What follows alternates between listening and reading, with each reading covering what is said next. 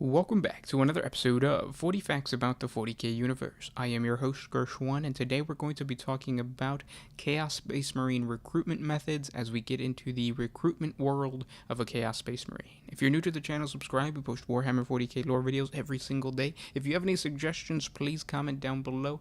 And if you enjoy our content, thank our patrons on Patreon. It is because of them that we can do this. Link in the description if you guys want to support us. But with that said, let's get into 40 facts on the Chaos Space Marines recruitment.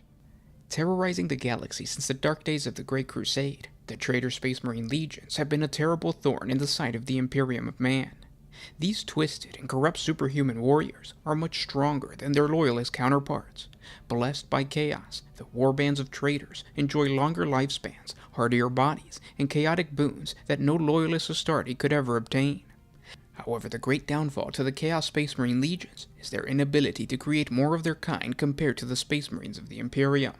The extreme challenge of transforming a human aspirant into a Chaos Space Marine has made it a rarity for a Chaos neophyte to exist. Space Marines are created through the implantation of gene seed, and this crucial building block is something a warband must plunder in order to give rise to new traitors. The method of acquiring gene seed is a topic for a completely different video. What we need to understand is that this precious gene seed organ cannot be wasted on any ordinary recruit.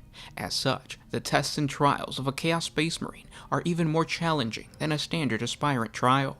A Chaos Space Marine warband's most popular method of finding recruits is by plundering a recruitment world of the Imperium. They do this by seeding Imperial worlds with the chaotic teachings of their master, and then harvesting the most savage and powerful of their stock. Luckily for the Chaos forces, these planets are in abundance within the Imperium of Man. From these worlds, not only are the finest warriors of the Astra Militarum and the Imperial Navy recruited, but many are the main source of Space Marine recruitment. The harsh environmental conditions of the planet sculpt tremendous battle-hardened recruits ready to face the challenges of an aspirant trial. Many of these worlds are backwards and savage in the extreme. They are left like this on purpose by the Imperium of Man, which makes them easy places to corrupt and twist to the favor of the Chaos Gods. Chaos Space Marines search for the most abandoned or least protected of these planets. The less contact with the greater Imperium, the easier it is to spread their corruption. Imperial feudal worlds that are only visited by the Adeptus Ministorum on tithe collection years, hive cities with corrupted Ministorum officials that allow all manner of deviations from the Imperial Creed, feral worlds that are seldom supervised by the crusading Space Marine chapters, and death worlds completely cut off by warp storms. All of these types of planets are targeted by Chaos Space Marines. They send their human cultist slaves to probe the planet and familiarize themselves with the culture of the world. Most of these societies are primitive and have no idea of the powerful sources that exist all around them. They either interpret the men arriving from space as either messengers from God or divine prophets. Once a planet is deemed worthy based on the toughness of their population, the cultists teach the people about the wonders of the Chaos Gods. Many perform extravagant displays of sorcery to prove to their population that their gods are true. Khorne cultists perform great feats of strength. Nurgle cultists revive the dead. Slaanesh cultists uplift with pleasure. And Tzeentch cultists use knowledge to better the life on the planet.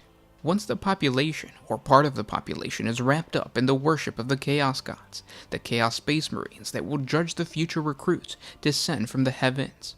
As most Chaos Space Marines are demigod-like entities, the people on these planets view them as such. Because of this, it is easy for a traitor Marine to bend the will of the population to their own agenda. Most warbands require warriors. As such, Chaos Space Marines will demand their human stock to battle, either each other or an outside source. When a planet has enough people to create war between tribes or nations, the Chaos Space Marines will push each faction to butcher each other for dominance. If the population is smaller, or a Chaos Space Marine desires to bring an outside source, he will do so. Warbands have been known to redirect orc walls, having the Greenskins invade a planet and test the strength of their stock. They have also introduced wild beasts to stalk the inhabitants of a world, waiting in anticipation to see who kills who. Whichever method a Chaos Space Marine chooses to test his recruits, the process is extremely deadly for all. If the Imperium ever realizes the traitor's plot, they will send a force to destroy the inhabitants, but this only benefits the Chaos Space Marines, as this new arrival of Imperial might presents another challenge for their recruits. If the warriors are truly worthy to become traitor Marines, then they should be able to repel the Imperial assault. Populations of trillions have been reduced to hundreds, only for Chaos Space Marines to drop down after the war and collect their prize of battle-hardened soldiers with a newfound hatred for the Imperium of Man.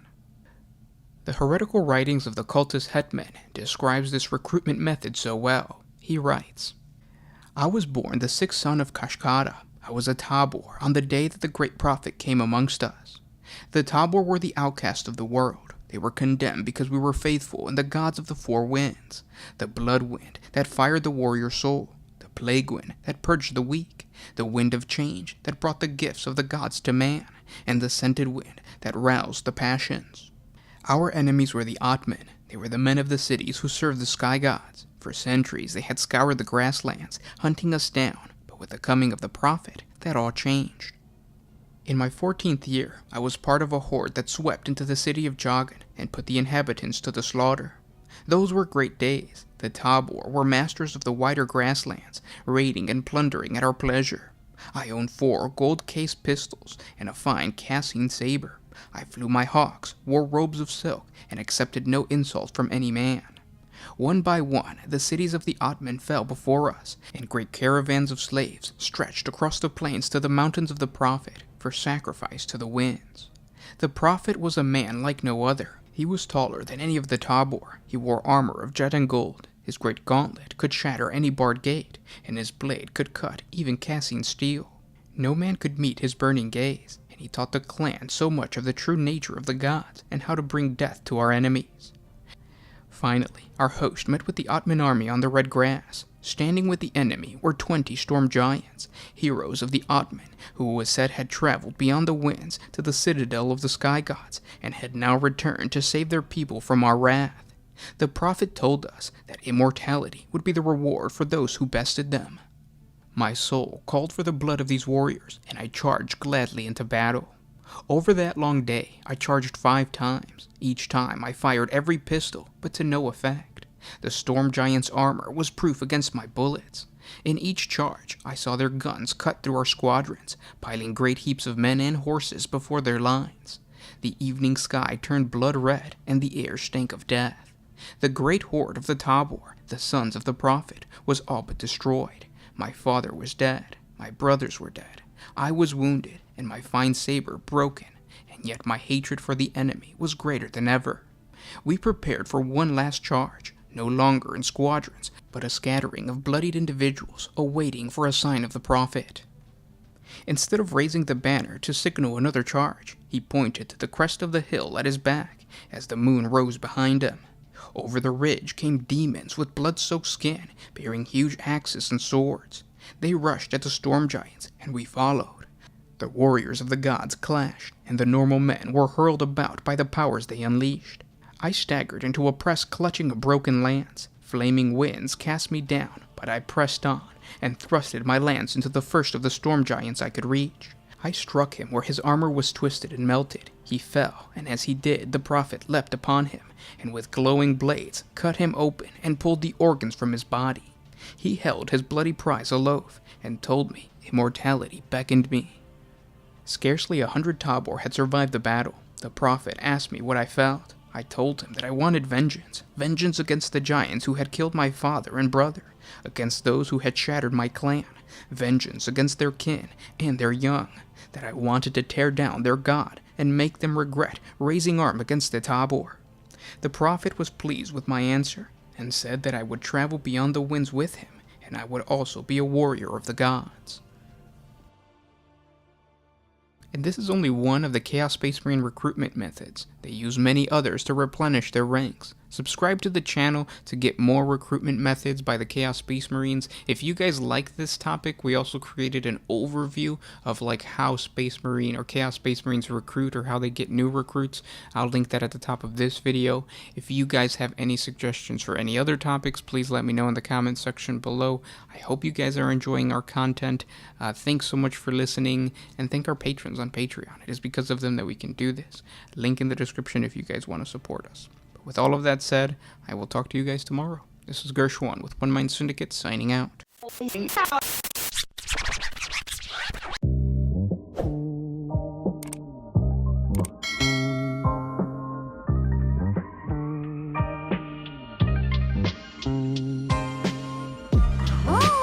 This was my freedom.